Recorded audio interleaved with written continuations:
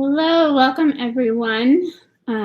We are so excited to be here tonight with Michelle Zauner, author of In H-MART, one of our Margins Bookstores Month Book Choice awardees. So this is a really exciting event for us to get to hold tonight. We are also hopefully going to add to our discussion here Denise Chávez, who is one of our BIPOC Bookseller Award winners. Denise is a little behind tonight, so we're going to go ahead and get started, but hopefully we will be adding her to the stream as well. So hello, everyone. I am Vinyanka Prasad. I am the Executive Director of the Word a Storytelling Sanctuary. We are a nonprofit that fights for equity through the literary arts. And one of our programs that we were so excited to get off the ground this year was Margins Bookstores Month, which was this last October. And that was a community celebration of community-run bookstores that are by and for marginalized communities. You know, there are only a handful of bookstores that are actually run by the marginalized communities that they serve and represent. And that means that they are really doing double and triple duty at all times. And so getting to give them a boost during Margins Bookstores Month and all year is something that we're really excited to be able to do. If you don't know of a local Margins bookstore, you should go to our website, thewordfordiversity.org/Margins Bookstores, and you can navigate what is a gorgeous map that was created by Ka Yang that will help you find a bookstore near you that you can support and hopefully find not only a book, but maybe even a community of your own to start building. So thank you so much for being here with us, Michelle. I'm going to give our audience just a little bit of background about you first before we get started. So Michelle Zauner is a writer, director, and musician based in New York. Michelle is best known as a singer and guitarist who creates dreamy, shoegaze-inspired indie pop under the name Japanese Breakfast. She's the author of Crying in H-MART, which was named as the 2021 Margins Bookstores Award Healer Award winner. The Healer Award is given for a work that provides a needed balm, a read that helped repair a raw space. So thank you so much for sharing your work with us and helping put this little bit of balm into the world. We appreciate you. Thank you. Thank you so much for the honor. So we're going to actually start tonight with a short reading from the book, which hopefully will help us ground into this space of joy and healing and community. So I'm going to send it over to Michelle. Great. This is towards the end of the book, and I like reading this section because it's one of my favorite sections I wrote, and it's also fitting since Thanksgiving is around the corner, and this was, I believe this happened on Thanksgiving, I guess it would be six years ago, and my father's friend had sent my mother's kimchi refrigerator from my parents' house in Oregon to my in-laws' house in Bucks County. And on Thanksgiving, I opened it for the first time and discovered these photographs that had been packed in of largely my childhood photos and my mother. In the old playroom where we spent the night at Peter's parents', I took the photographs out and went through them again while Peter was sleeping. My favorites were the mistakes, ones of my mother that were objectively bad. Her eyes closed, accidentally blinking and unaware, an impromptu photo shoot at the local Rite Aid to finish off the reel. Smiling and posing in front of the cardboard Valentine's Day decor, standing beside a coin-operated kiddie ride, the aisle of wine bottles, the lawn chair display, a surprise shot at the garage door halfway through closing the trunk of her white Isuzu Trooper.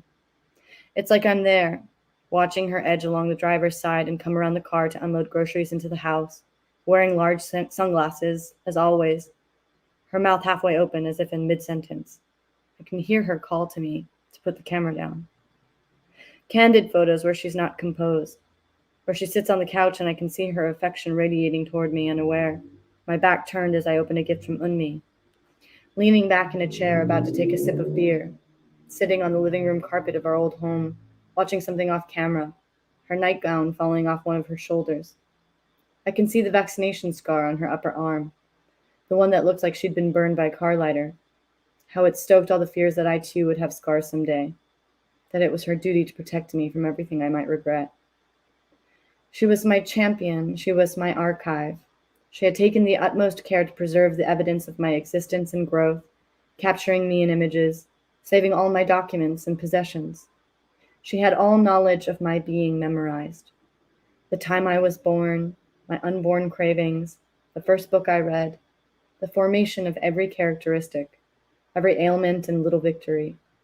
She observed me with unparalleled interest, inexhaustible devotion. Now that she was gone, there was no one left to ask about these things. The knowledge left unrecorded died with her. What remained were documents and my memories, and now it was up to me to make sense of myself, aided by the signs she left behind. How cyclical and bittersweet for a child to retrace the image of their mother, for a subject to turn back to document their archivist. I had thought fermentation was controlled death.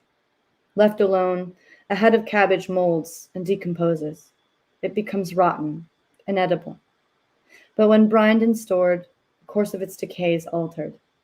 Sugars are broken down to produce lactic acid, which protects it from spoiling. Carbon dioxide is released, and the brine acidifies. It ages. Its color and texture transmute. Its flavor becomes tartar, more pungent. It exists in time and transforms. So it is not quite controlled death, because it enjoys a new life altogether. The memories I had stored, I could not let fester, could not let trauma infiltrate and spread, to spoil and render them useless. They were moments to be tended. The culture we shared was active, effervescent in my gut and in my genes, and I had to seize it, foster it so it did not die in me, so that I could pass it on someday. The lessons she imparted, the proof of her life lived on in me, in my every move and deed.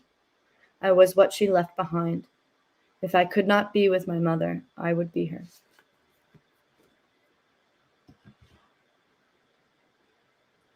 Thank you so much for that, Michelle.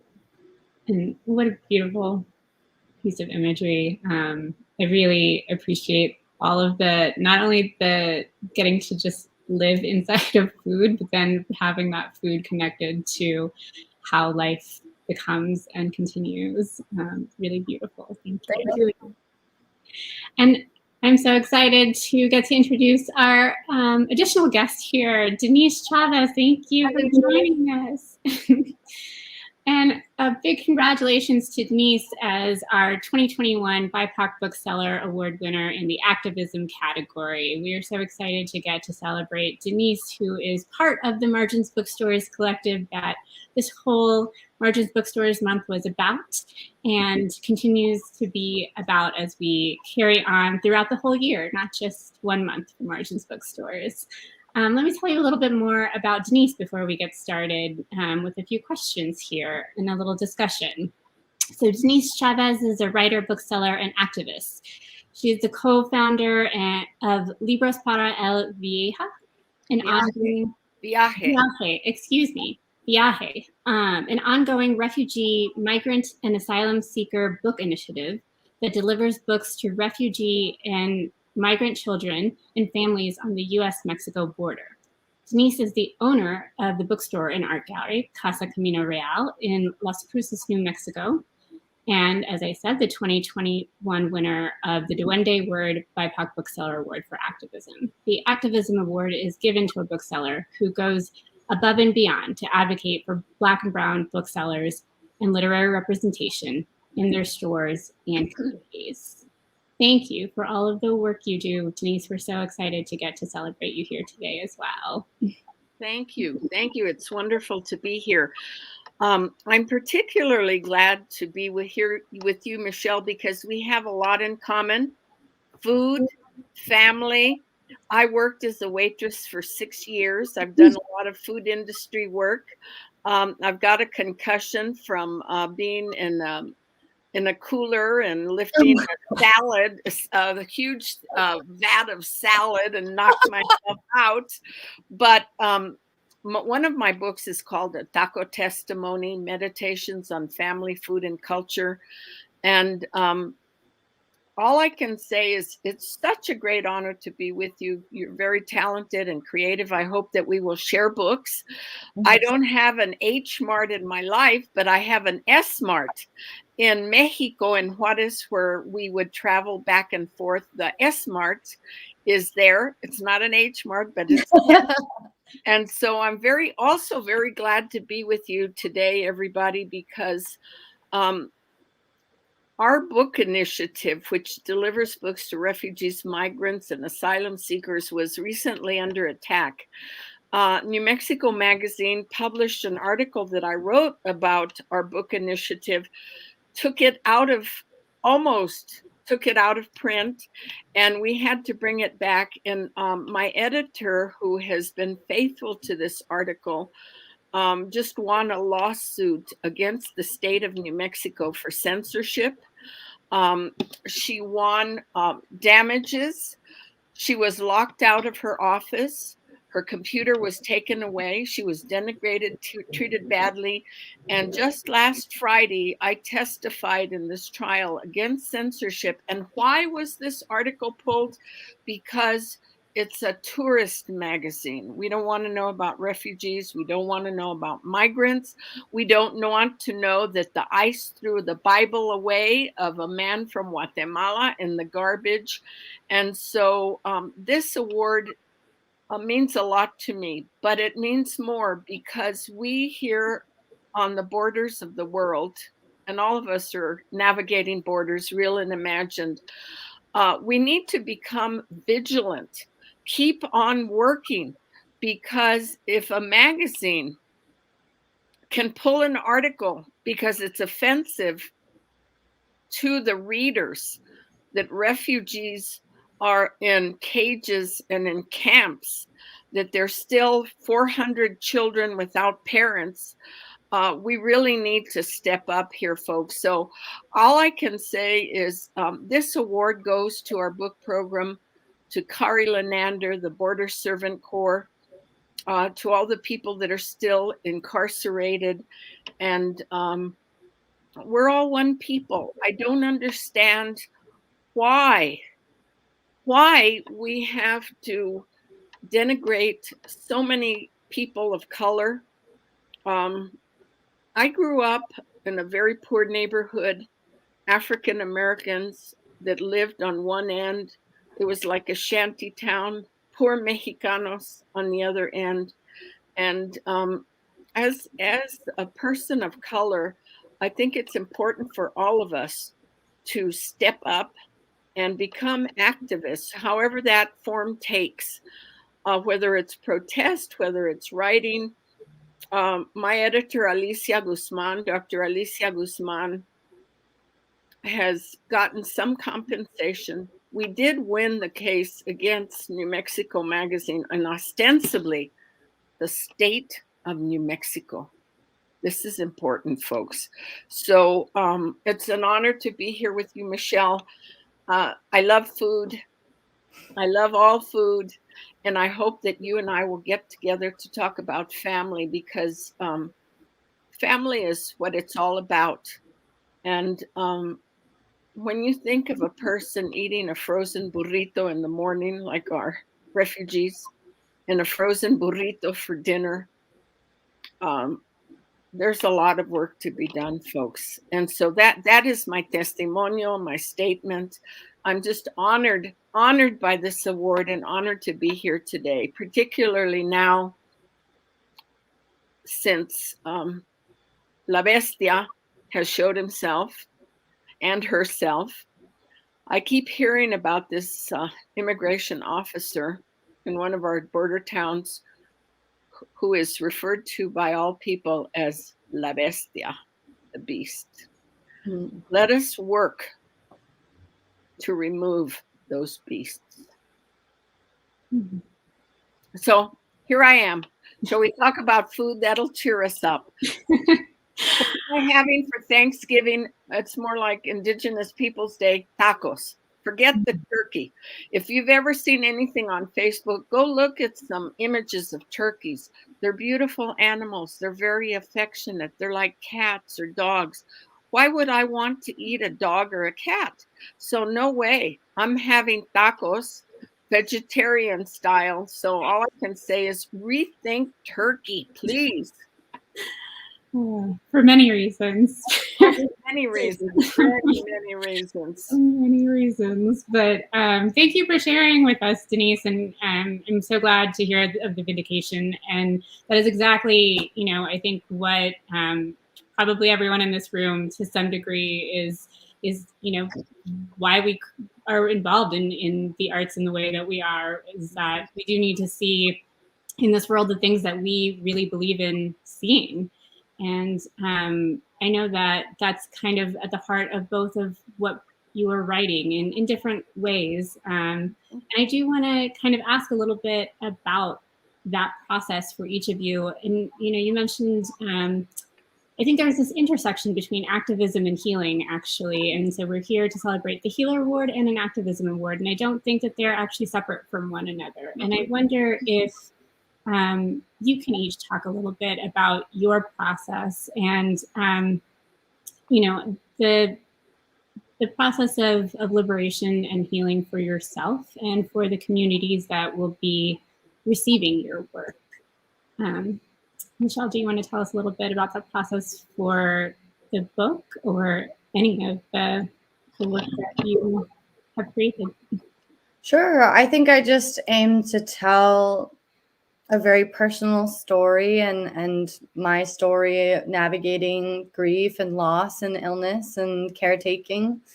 And I think when I started writing this book, I had a lot of anger to work through. And I feel like in writing this and taking so much time and investigating these events and my relationships and the players involved, I was able to find a lot of compassion and forgiveness for the people that I was upset with, including myself. And it was a tremendously healing process. And I think focusing on writing a book that felt very much for me and healing myself has seemed to touch and healed some others that have also gone through these very traumatic type of events. And I hope that people were able to see some of themselves represented in my story and found some healing in it as well. Because I feel like one of the things that really upset me about this experience was that it was so hidden, somewhat taboo to talk about disease and chemotherapy and death. And I was very angry for some time that this type of experience hadn't been revealed to me, that I just felt like I needed to share it with other people for them to feel less alone, or to also feel more prepared if it were to happen to them. I think that feeling of community through books is one that happens on the page and then also outside of the page. And Denise, you kind of are in that intersection at both ends of it, creating that community on the page and off of the page. Is that an intention that you set with your writing as well as the community work that you do? Well, it was an evolution. I started off in theater. I have a theater degree. I started writing plays, but I started moving toward the novel, and then became the director of a book festival for 20 years. Our rent was doubled, and we moved, and I thought, well, I'll open a bookstore. Why not? A little realizing how little money is to be made, but money is not the process. And one day someone came in looking for a dictionary of Spanish and English, and I asked, what's going on? Well, we're giving books to refugees. My healing has come through service. And I would say that it's been an evolution, because right now we're working on an anthology called We Are Here to Represent, which is the story of people serving in the trenches with refugees and migrants. When I sat next to a man who smelled so bad, if you've ever smelled gangrene, algo podrido, as we say in Spanish, rotten flesh.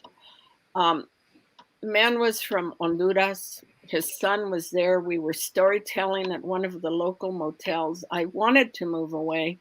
I was absolutely sickened by the smell of this person, but I stayed there. His son was there. He was there. He was afraid to tell the authorities that he had gangrene of the leg. He had not washed for months and months and months.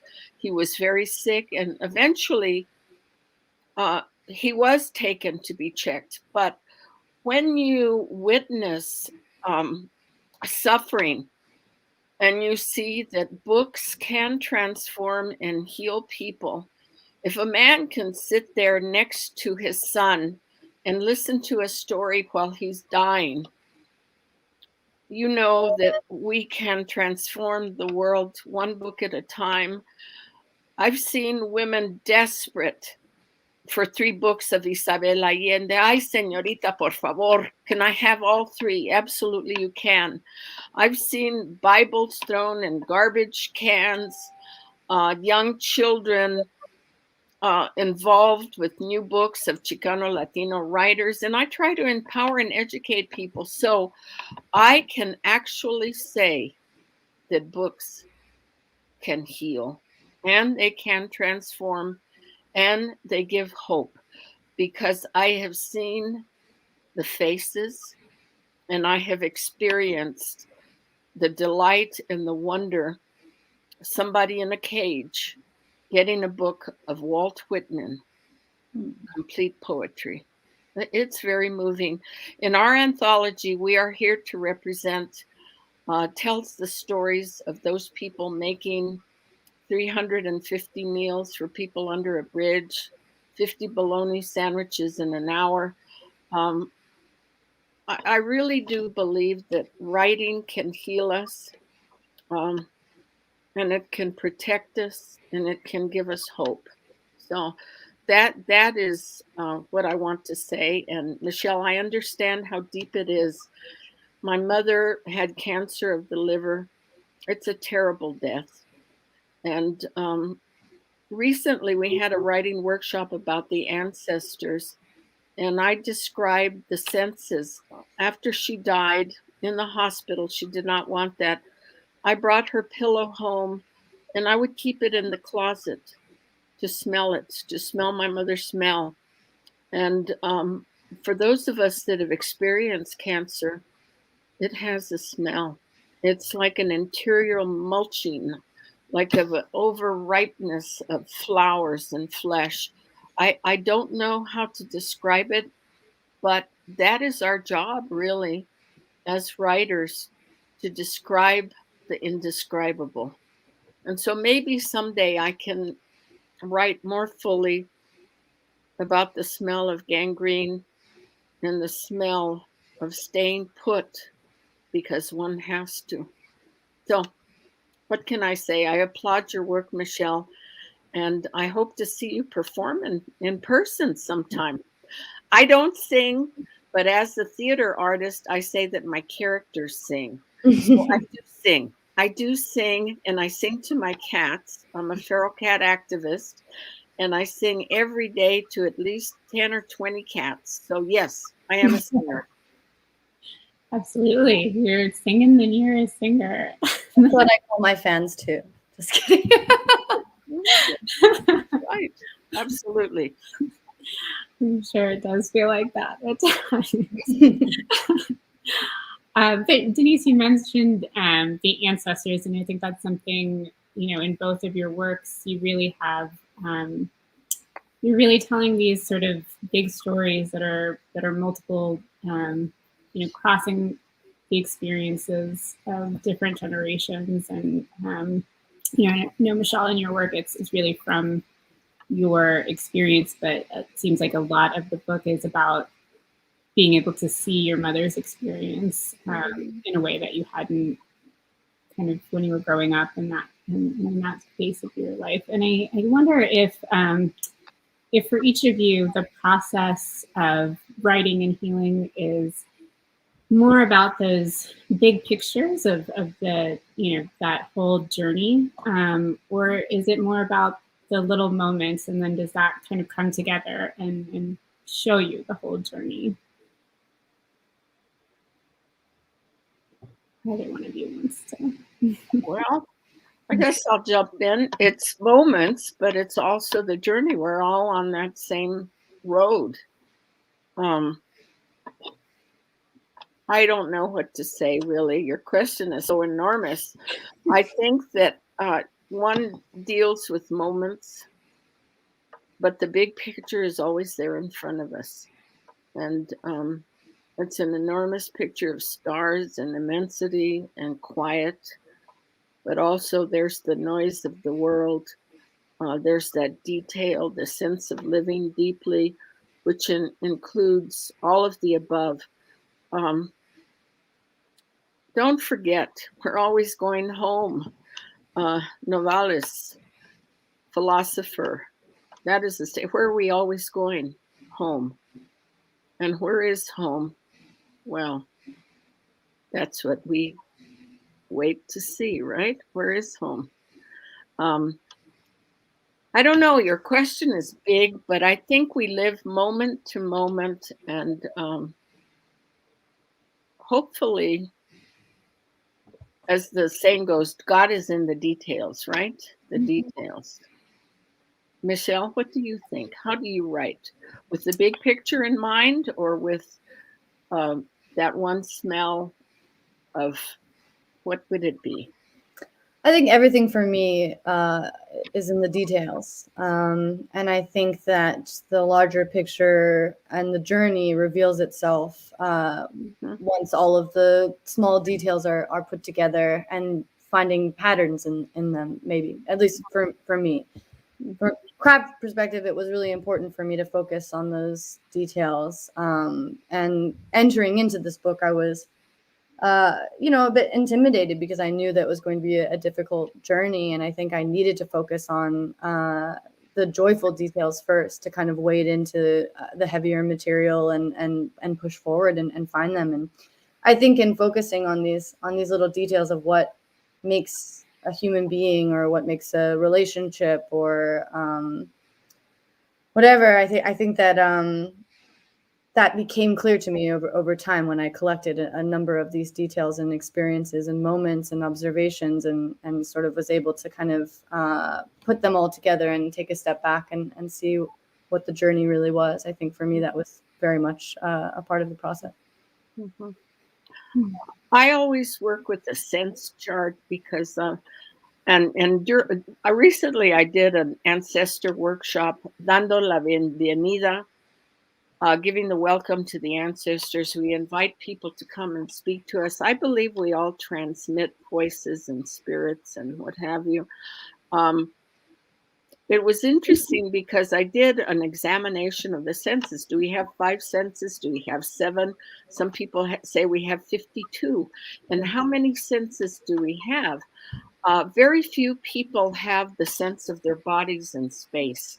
And all you have to do is go to the grocery store or get on a highway where people don't know how to navigate space. And that is one thing that theater has always taught me, my sense of who I am in space.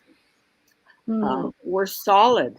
And so we see a recklessness of people using their cars to kill people, our bodies to transmute all kinds of things.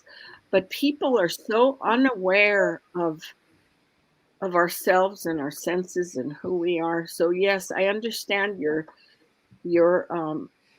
concentration of detail.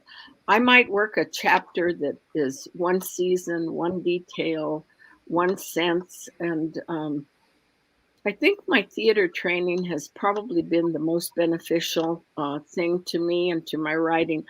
I recommend everybody take an acting class, a theater class, a performance class, a speech class. Theater has given me a great understanding of space and time and movement. And so I really, I'm grateful for that. I don't know about you, Michelle. Do you think that music informs your writing all the time? Do you see um, your writing as particular moods or music or movements? Do you feel that the music has really informed a lot of your writing? I'm not sure. I mean, I think that there are elements of my writing that feel lyrical or like function sort of like intuitively in the way that my music can. And you know, at least as someone with the background in music and someone who made you know, mostly records, and this is my first book, I think I leaned into borrowing a lot from music, certain lines that I felt like captured a moment well. And I enjoyed putting together the chapter titles in the same way that I would put together a track list that was important to me. So there are certainly some similarities. Yeah, I'm always curious about that with you know, multidisciplinary artists. Is there sort of like a language that you see the world in? I have this theory that sort of everyone has a particular way that they order the world around them, whether it's visually or through words. And you know, I feel like I've known some people who see the world through like logistics, and I feel like there's always, but that's, yeah. So do each of you feel like there is kind of a place that you go in your deepest self that's sort of the most true way that you understand the word and then, or the world, and then put it into words? Or do they come first? Do the words come first? Well, I think it's both. But now you're talking about language, and I speak Spanish. I grew up speaking Spanish. I never heard my mother speak English. Um, she did speak English. She was totally bilingual, but she always responded to us in Spanish. My parents, my father was somewhat deracinated. Even though his Spanish was impeccable, he had to use English to get ahead. When we would go see my mother's relatives in far west Texas, my aunt only spoke in Spanish. So a lot of what you say is impacted by language. Sometimes I dream in Spanish, sometimes I use Spanish. Spanish to me and Spanglish is very important. We have so many languages within us: the language of food, the language of our mother's language, the language of our father's language, words that we use. I write bilingually, and I've all my career have stayed away from italics. When my first book, one of my books came out with Farrar Straus, I don't like italics because I think of language as a flow. So ahorita viene como in 5 minutes, and you hear things that people say they're absolutely dale el try. That means give it the try. Dale el try. And you cannot help but think linguistically when you live on the U.S.-Mexico border and people are um, using words like troca for truck and all kinds of incredible language is so rich here. Our world is so rich here. And it's really vital for us that have language and have a cultural background to understand and to use that language. I'm also team no italics, Denise. No italics, please. Yeah. That was really important for me in my book as well. There are no italics or footnotes in Crying in H-MART. And you know, it was important to me to not write a book that specifically pandered to a white audience. And for me, you know, the internet is like so easy to access, and it's pretty easy to look up a word or research something that you don't know. And so I thought a lot about, you know, if I was at a multiracial table, I wouldn't want to go into too much detail about what a word means if someone already knew it, but I want to provide enough context so that the people who haven't heard of that before can get an idea of what I'm talking about. Mm-hmm. Yeah, it's very cute because Konglish is a big part of my life, and also a part of my book where I talk about Korean English and it being a way to communicate with my relatives who I struggle to speak with because I don't speak Korean fluently, and it's always felt like a real absence in my life, and what I would love to spend the next years of my life studying. Mm-hmm. Well, it's never too late. I mean, I'm always learning things in Spanish and English. We'll never know anything. Absolutely. We know what we know, or maybe we'll learn a little bit, but it's honestly a journey. You're just constantly learning, and it's never too late for you or for me. And I'm an old bat and you're a young person. But at the same time, it's important to honor those that came before, and your mother. I look forward to getting to know her in your book. I've not read the book, but we will exchange books, and we will exchange addresses. And I hope that you sometime can come to New Mexico, because Nuevo Mexico, it is a very conflicted state. It's very racist. We have a lot of work to do here, and this is the heart of the Earth Mother. That's what that New Mexico is called, the heart of the Earth Mother. If you see the Earth as a human body, we're the heart right here. There's a lot of intersection of Native cultures, all kinds of land experiences, and it's a sad place as well because it's been denigrated. We also have in Fort Bliss, close to, well, in Albuquerque, the most nuclear warheads in the world. There in Albuquerque, we have dumping grounds. We're a dumping place for people, as beautiful as this state is. And so what are we going to do about it, folks? What are we going to do? I hope that you will continue your trajectory, Michelle, and embrace your ancestors, because I feel your mother here with us right now. What was her name? Chung-Mi. That's very good. I notice people are afraid to call out their ancestors. If you go on Facebook, God help you. And I do, because I use it as a tool to educate people. People are afraid to speak the name of the people that they've loved and their ancestors. Oh, my grandfather was Native American, but we don't talk about it. I'm Chicana, but I was adopted, and my parents won't let me date Chicanos or Latinos. There's such a shame in having culture and coming from a culture. We really have to get away from that. If you take a burrito to school, like my father did, and was punished for speaking Spanish on the school ground, take out that burrito and enjoy it in front of everyone else, because now everybody wants that burrito. And the thing about it is the denigration of culture continues. The Day of the Dead, I'm so glad it's over. If I never see another Katrina or a painted face ever again. A friend of mine who just wrote a book about Day of the Dead in Mexico said that there were hundreds of thousands of people in Pátzcuaro for Day of the Dead, and she'll never go back again because of Coco. That cartoon has destroyed a culture. Anyway, amen to that. So what are we going to do about it, folks? I think you have to live authentically. That's the answer. Yeah, I mean, I think that's kind of the, the power of storytelling is really in sharing what's most true.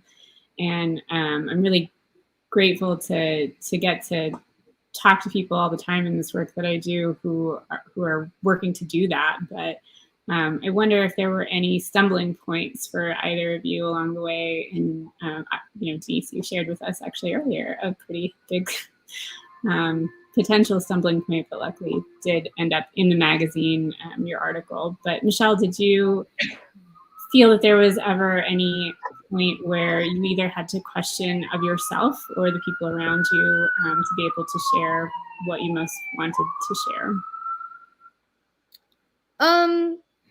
I have to say that I had a pretty charmed experience with the publishing world. My editors were very helpful and wise and open and trusting and generous. And I had just a very charmed, luckily, experience in the publishing world. I certainly was very nervous about, representing the Asian American community and having that on my shoulders and pandering in some way or perpetuating negative stereotype. And that was definitely a challenge for me. But I kept on just thinking, if this is my truth, and I tried to represent these people as honestly and as detailed as possible, then how can that be? But, writing the whole book was certainly a challenge and involved a lot of crying and self-doubt. And I when I finished the book, I thought it was terrible, and it took months before I revisited it and felt good about it again. Yeah, I've heard a lot of authors on that journey of self-doubt. So I think in that way, I'm sure you have much community in the room with you feeling that too. And obviously, even more so for you with the subject matter that you were really having to excavate so much of yourself for. I want to kind of bring this idea back to communities, and obviously, there are communities who, as you just mentioned, Michelle, you feel who your audience is going to be in so many different ways. But I wonder if there are ways that books have brought you community over your lifetime that have been surprising to you. And I'm sure we've all had our experience in a bookstore that was magical, but I wonder if there's something that took you by surprise at some point. Denise? Well, recently, there is a motel here in town that is taking and helping migrants and refugees. There, a lot of people are coming from Venezuela now because some of these countries, professional people, there's no jobs for lawyers and physicians and all kind of professional people. This Venezuelan gentleman, we have a little rinconcito del libro, a little corner for books. And he picked up a book and he told the staff there that are helping refugees that he had been looking for that book for years.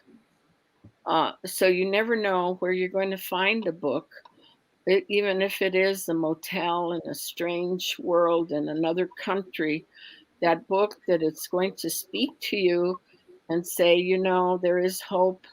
Let's move forward. You can do it. I've fallen asleep with books. The Sound and the Fury, I'll never forget when I finished that book. I was twilight, and I was in my bed, and I wept into my pillow. I mean, each of us can describe books that have changed us. Anything by Anton Chekhov, I always tell people, the master of characterization. And we can be transformed, we can laugh, we can cry. And one thing that's so wonderful, Michelle, have you experienced this? We're our own comics. Sometimes I'll read something that I've written and I'm like, damn, that's funny. And I've laughed at what I've written, and I've also wept. We weep at what we write sometimes, and sometimes we laugh. And I always tell people, I hope when they read my books that they laugh a lot, because I am a jokester of sorts, a rascally jokester, but I hope they cry a little bit too, because that's the nature of the experience that I want to give to people. I hope you laugh a lot, but I hope you cry a little bit as well. How do you feel about that? Do you laugh at your own work, Michelle? I do, yeah. I mean, I think especially with nonfiction, you have to be ready to make fun of yourself. And so I feel like I've had some good laughs reading Crying in H-MART. Absolutely. It's always, I feel like you haven't done it quite right if you haven't written something that you're wondering who wrote that at all the time. Oh, yeah. But I know, Michelle, you also mentioned in the book this experience of actually in your music, kind of seeing people walk away with this album with your mother's picture on it, and kids from your concerts kind of being able to see someone representing their culture in a way. And I wonder if any of that has ever, if you've ever taken away anything yourself and felt that sense of community from someone else's art or someone else's book. Yeah, I mean, I feel that all the time. I feel like more than ever, coming out with this book or coming out with music has connected me with so many people and so many brilliant creatives that I wouldn't have had the opportunity to meet otherwise. And so I feel very uplifted and moved by that community as a whole. Mm-hmm.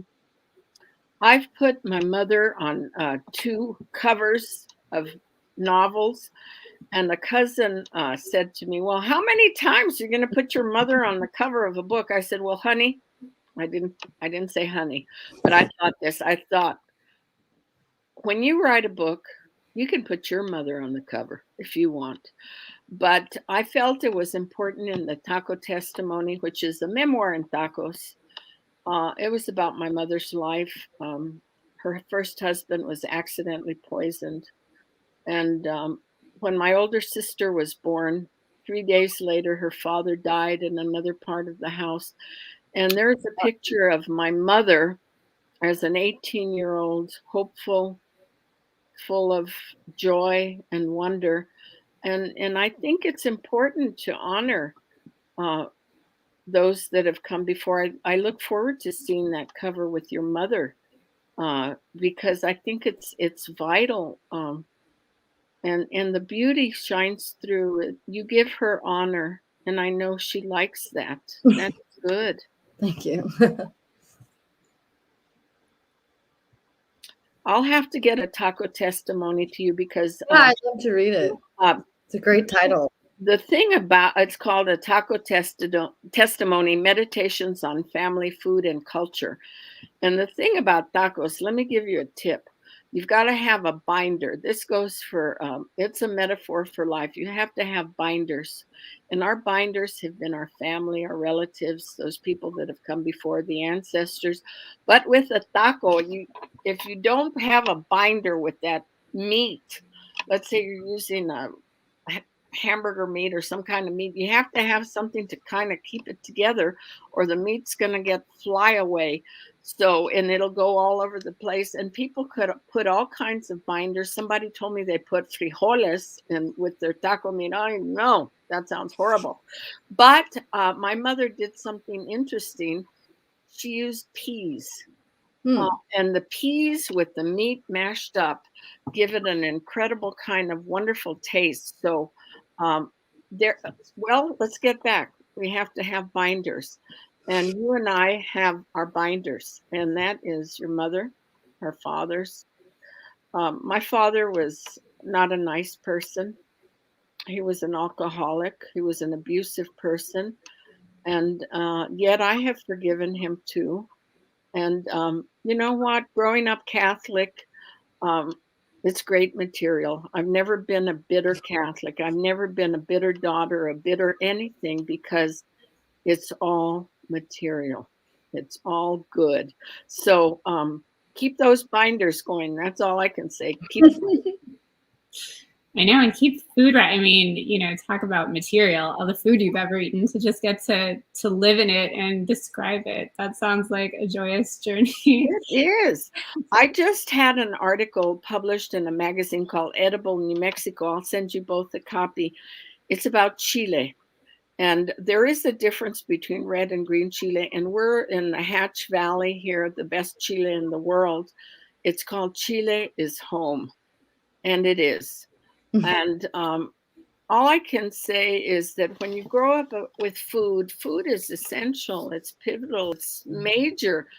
The two of us are very blessed because we have a wonderful cultural background and a binding, which is food, family, culture, tradition, history, all of those things. So many people don't have that, Michelle. You do not need to worry about your language because your language is food. Your language is your mama's food. And all I can say is we are blessed. We're very blessed. We're very, very, very blessed. And now entering into this time of gratitude and blessing. Oh my God. All I can say is let us give thanks. Thank you, Mama.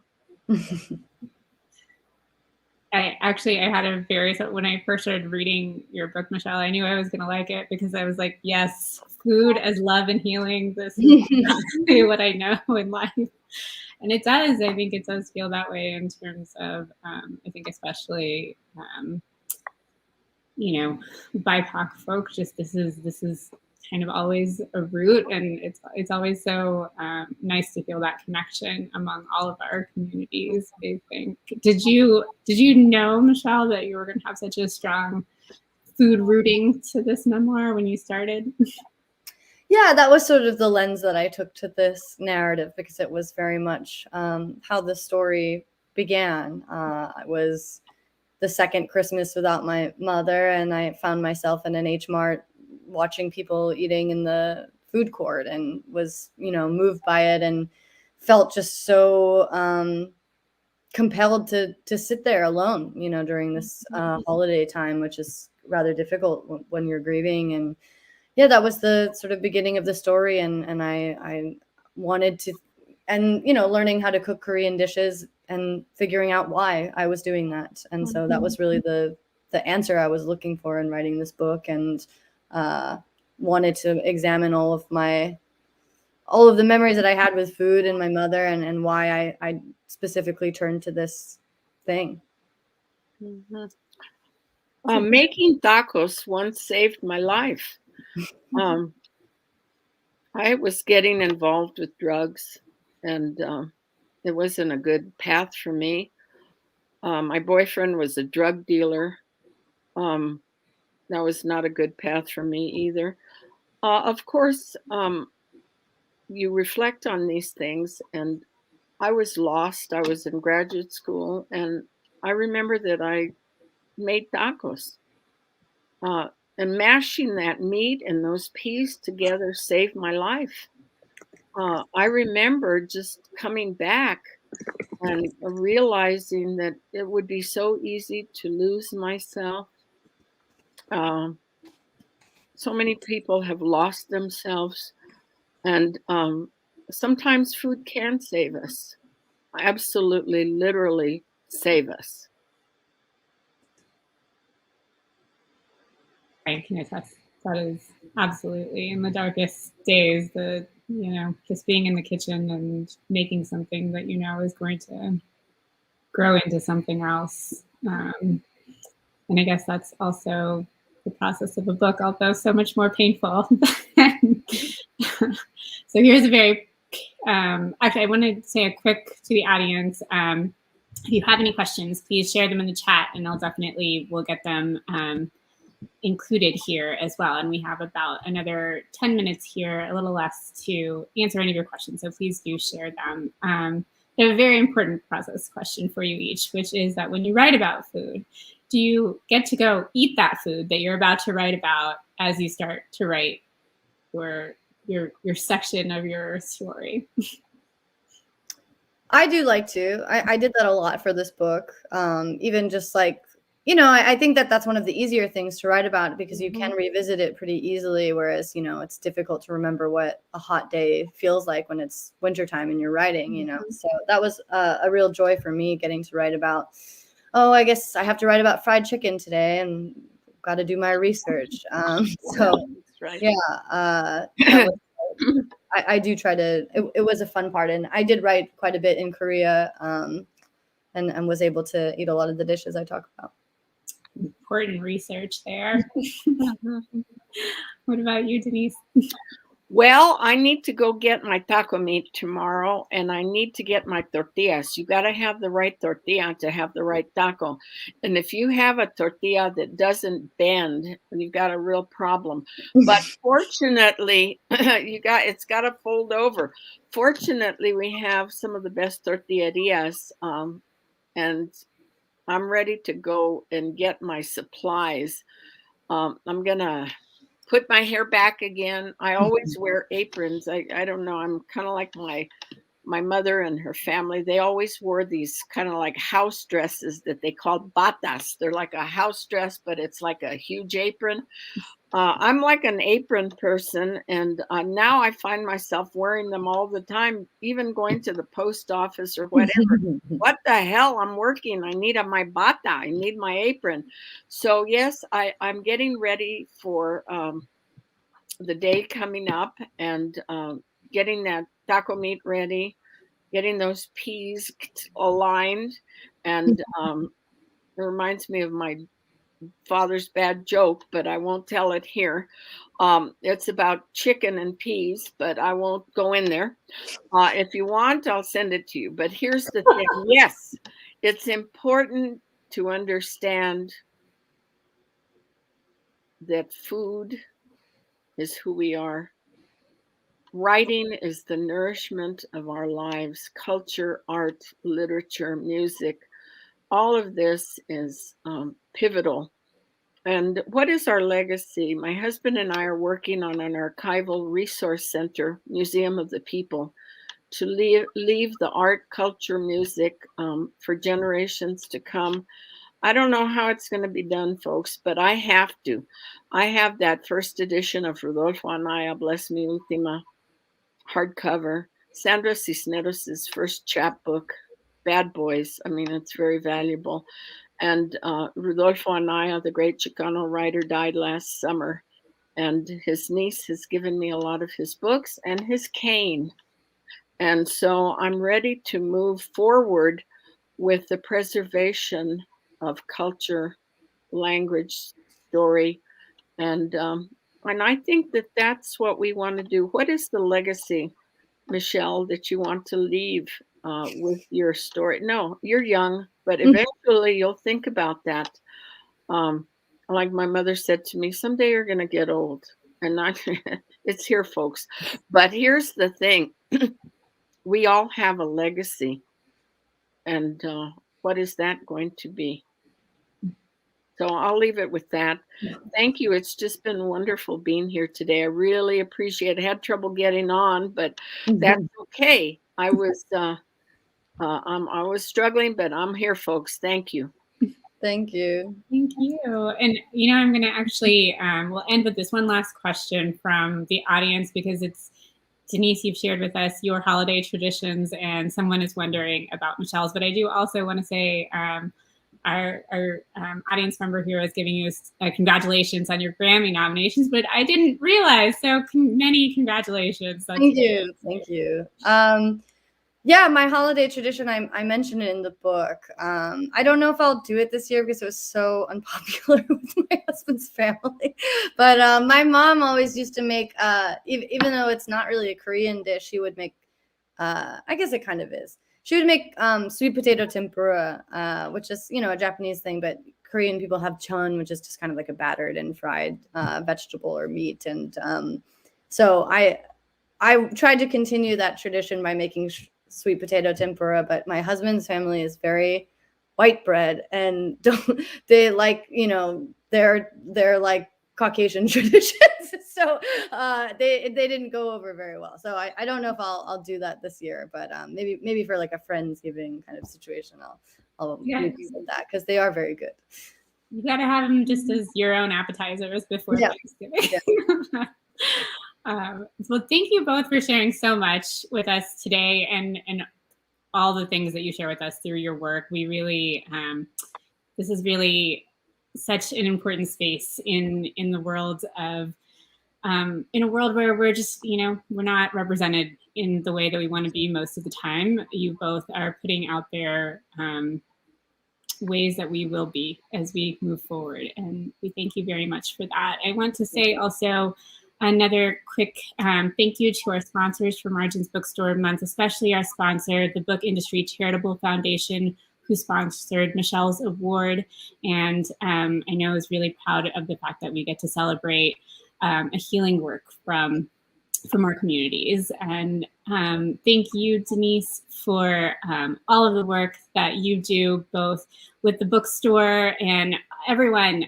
You can definitely even if you're not in Las Cruces, you can look up Casa Camino Real and be a supporter, because those are the stores that are helping shape the culture that we want. And so let's show Denise our support, and make sure to pick up a copy of the book, maybe from Casa Camino Real. And Good to meet you, Denise. Thank you so much. It's great to meet you, Michelle. I'll be in touch. Thank you. Thank you so much to our lovely audience. Thank you to everybody. Blessings. Thank you, everyone. Have a wonderful evening.